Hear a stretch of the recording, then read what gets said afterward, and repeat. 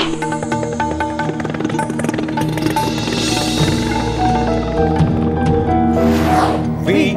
the people of India, having solemnly resolved to constitute India into a sovereign, socialist, secular, democratic republic and to secure to all its citizens. নমস্কার, আমি ইন্দ্রাণী। শুরু করছি আজকের চতুর্থ স্তম্ভ। মোদিজির দ্বিতীয় স্বাধীনতা দিবস ছিল রাম মন্দিরের উদ্বোধন, আর ট্রাম্প সাহেবের লিবারেশন ডে 2রা এপ্রিল 2025। আগামীকাল ট্রাম্প সাহেব চালু করে দেবেন তার শুল্ক সংক্রান্ত ঘোষণা। সেই কথা আবার জানিয়েছেন, সাফ বলে দিয়েছেন যে আগামীকাল থেকেই ভারতের সমস্ত রফতানি পণ্যে শুল্ক 100% বাড়বে, মানে যা ভারত চার্জ করবে উনিও তাই চার্জ করবে। অন্য দেশ জানিয়েছে তারাও শুল্ক বাড়াবে। ভারতের বাণিজ্য দফতর বিভিন্ন সার্কুলারে জানাচ্ছেন কোন প্রোডাক্টে শুল্ক কতটা কমানো হলো, এবং এত করেও কোনো লাভ নেই বোঝাই যাচ্ছে, কারণ শেয়ার বাজার হুহু করে নামছে। এবারে সম্ভবত এক ঐতিহাসিক নিচুতে, হিস্টোরিক্যাল লোতে নেমে যাবে, আর মোদিজি চুপ করে বসে হাত কচলাচ্ছেন। আসলে ট্রাম্প আর মোদি এই দুজনের নাম শুনলেই মনে হয় এরা যেন সে কবে একই মেলায় হারিয়ে যাওয়া দুই ভাই, যারা বছরের পর বছর আলাদা থাকার পরে একে অন্যকে খুঁজে পেয়েছে। আবার দেখা হয়ে গেছে দুজনেই বড় বড় কথার মালিক, দুজনেই জঙ্গি জাতীয়তাবাদের পতাকা হাতে নিয়ে ঘুরে বেড়ান, দুজনেই ধুমধাড়াক্কা সিদ্ধান্ত নেন, আর দুজনেই দক্ষিণপন্থী ভাবনার পাক্কা সমর্থক। এদের মিল দেখলে বলতে ইচ্ছে করে হর্ষবর্ধন গোবর্ধন বা হবুচন্দ্র রাজা গবুচন্দ্র মন্ত্রী। আসুন এদের মিলগুলো দেখা যাক। প্রথম মিলটা হলো এদের কথা বলার ধরন। মনে হয় দুজনেই একই স্কুলে বক্তৃতা শিখেছে।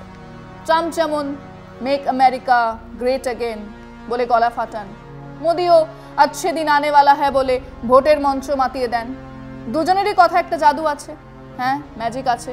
শুনলে মনে হয় এই তো এবার সব ঠিক হয়ে যাবে, কিন্তু বাস্তবে কি হয়? ট্রাম্পের আমেরিকা আর মোদির ভারত, দুটো জায়গাতেই লোকে বলে ভাই এই গ্রেটনেস আর আচ্ছে দিন কবে আসবে, একটু ডেটটা বলে দাও। সেদিন আর আসে না। এরা তখন নতুন কিছু নিয়ে মাঠে নেমে পড়ে। এরপর চলুন জাতীয়তাবাদ প্রসঙ্গে। ট্রাম্পের আমেরিকা ফার্স্ট আর মোদির মেক ইন ইন্ডিয়া যেন একই মুদ্রার এপিঠ ওপিঠ। ট্রাম্প বলেন বাইরের লোক এসে আমাদের চাকরি খেয়ে নিচ্ছে, তাই তিনি মেক্সিকোর সীমান্তে দেওয়াল তুলে দিলেন। মোদিও বলেন ভারতীয়দের জন্য ভারতীয় পণ্য, তাই আত্মনির্ভর ভারত নিয়ে কথা বলেন। দুজনেরই মনে একটাই ভাবনা, আমরা সেরা, বাকিরা পরে আসুক। এই জাতীয়তাবাদের চাকায় এত জোরে হাওয়া দিয়েছেন যে বাকি বিশ্ব মাঝে মাঝে বলে ভাই একটু ব্রেক কষো, আমরাও তো পৃথিবীতে আছি। ওনারা চলেন নিজের মনে, বই গেছে বিশ্বের মানুষজনের কথা শুনতে। এবার সিদ্ধান্ত নেওয়ার ধর। ট্রাম্প যেমন হঠাৎ একদিন ঘোষণা করে দিলেন মুসলিম দেশ থেকে কেউ আমেরিকায় ঢুকবে না, মোদিও এক রাতে বলে দিলেন আজ থেকে 500 আর 1000 টাকার নোট চলবে না। দুজনেরই সিদ্ধান্ত একটা ধুমধাড়াক্কা ব্যাপার আছে, যেন বলছেন দেখো আমি বড় নেতা, আমি যা বলবো তাই হবে। কিন্তু এই ধুমধামের পর লোকে যখন লাইনে দাঁড়িয়ে টাকা তুলতে গেল বা ট্রাম্পের নিষেধাজ্ঞায় বিমানবন্দরে আটকে পড়ল, তখন সবাই বলল ভাই এত তাড়ার কি ছিল? মনে আছে করোনার সময় লকডাউনের কথা?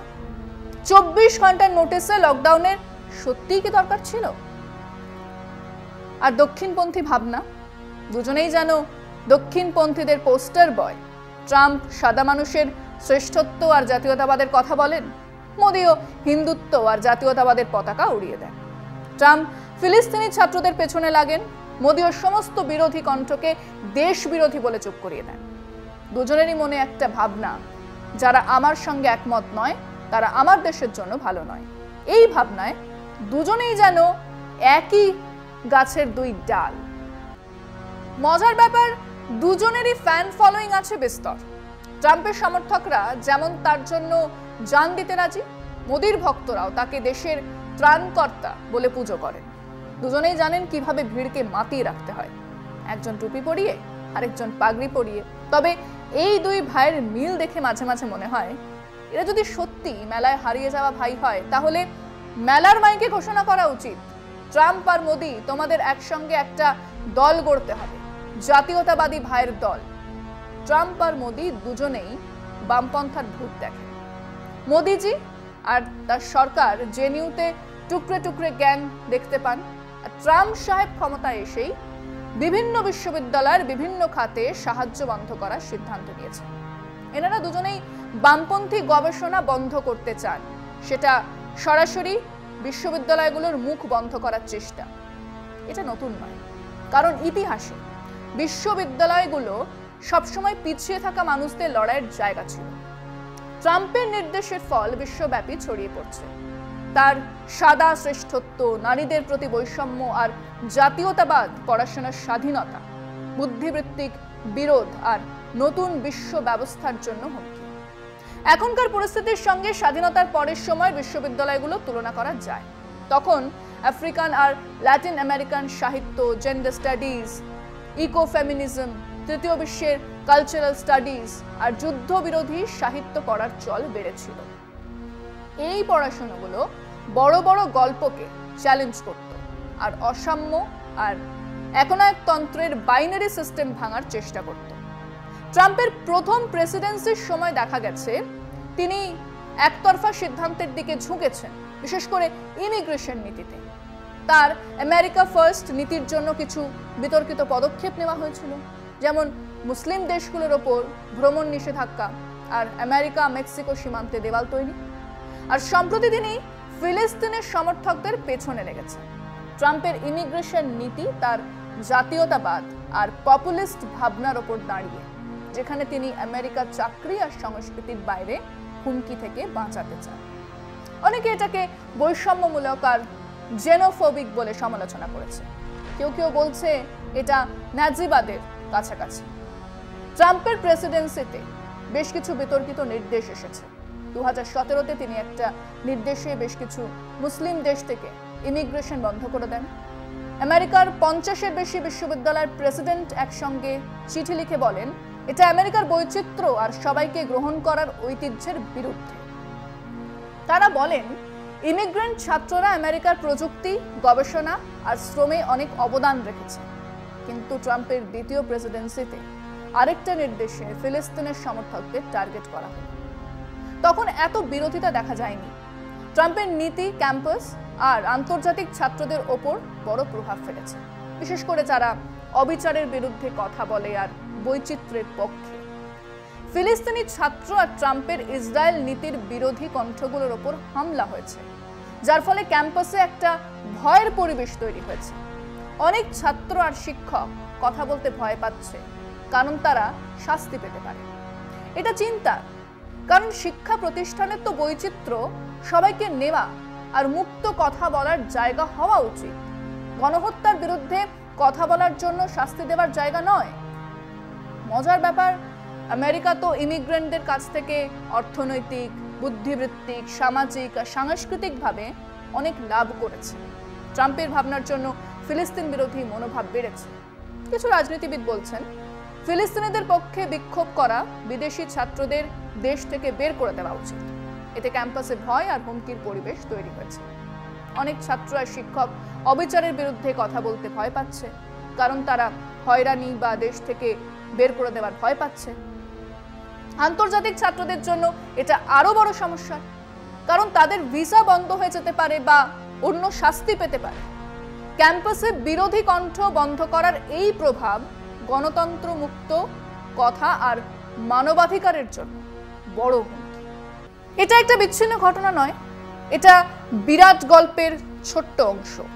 ট্রাম্পের ইমিগ্রেন্ট বিরোধী কথাবার্তা শুধু একটা দোষী খোঁজার জন্য নয়, এটা এক জঙ্গি জাতীয়তাবাদী আর অন্ধ দেশপ্রেমের মূল্যবোধ ফিরিয়ে আনতে চায়। আর তার সর্বাত্মকভাবে গ্লোবালাইজেশনের বিরুদ্ধে। তিনি অবাধ ইমিগ্রেশনের বিরুদ্ধে, কারণ তিনি মনে করেন এতে আমেরিকান শ্রমিকদের চাকরি চলে যাচ্ছে। এই ভাবনা ইউরোপ আর অন্য জায়গায় দক্ষিণপন্থী আন্দোলনের মধ্যে জনপ্রিয় হয়ে উঠেছে। একইভাবে মোদিজি সিএ পাস করিয়ে এনআরসি চালু করে ঠিক সেই কাজটাই করতে চান। দুই শাসনেই সংখ্যালঘুরা ভয় পাচ্ছেন, গণতান্ত্রিক মানুষজন কুঁকড়ে যাচ্ছেন। এই পরিস্থিতিতে বুদ্ধিজীবীদের ভূমিকা খুব জরুরি। ট্রাম্পের এই নেতৃত্ব মোদিজির এই নেতৃত্ব, যা অন্য সম্প্রদায়ের সঙ্গে মিলেমিশে থাকতে চায় না আর স্বার্থপর কিছু এজেন্ডা নিয়ে চলে, তার বিরুদ্ধে লড়তে হবে। পণ্ডিত, বিশেষজ্ঞ আর চিন্তাবিদদের জনমত তৈরি করতে হবে। বৈষম্যমূলক নীতির বিরুদ্ধে লড়তে হবে আর প্রগতিশীল মূল্যবোধের পক্ষে কথা বলতে হবে। মোদি ট্রাম্পের এই বৈষম্যমূলক রাষ্ট্রের বিরুদ্ধে লড়াইয়ে বিশ্ববিদ্যালয়গুলোকে আশ্রয়স্থল হতে হবে, যেখানে বিরোধী কণ্ঠ আর সমালোচনামূলক চিন্তা ফুটে উঠবে। মোদি ট্রাম্পের এজেন্ডা, যেটা র্যাডিক্যাল গবেষণা আর মানসিকভাবে চাপে থাকা ছাত্রদের দমিয়ে দেয়, এটা এক ধরনের একনায়কতন্ত্র। এর প্রভাব শুধু ভারতবর্ষ বা আমেরিকায় নয়, সারা বিশ্বে ছড়িয়ে পড়েছে। আর এটা বিশ্ব ব্যবস্থা আর মানবাধিকারের জন্য হুমকি। তবে একটা ব্যাপারে এই দুজনে একেবারে আলাদা। ট্রাম্প সাহেব দিনের শেষে আমেরিকার স্বার্থের বিরুদ্ধে কিছু করার কথা ভাববেন না। ওনার লক্ষ্য আমেরিকার শ্রীবৃদ্ধি, কিন্তু মোদিজির লক্ষ্য দেশের কিছু শিল্পপতির সম্পদ বৃদ্ধি আর তাকে সুরক্ষিত রাখা।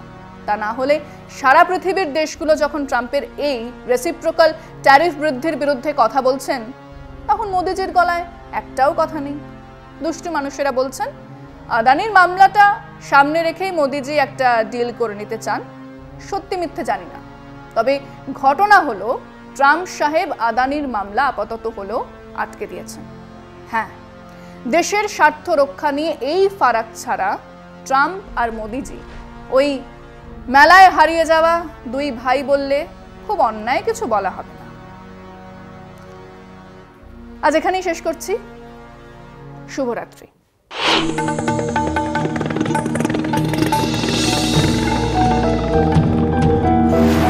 We, the people of India, having solemnly resolved to constitute India into a sovereign, socialist, secular, democratic republic, and to secure to all its citizens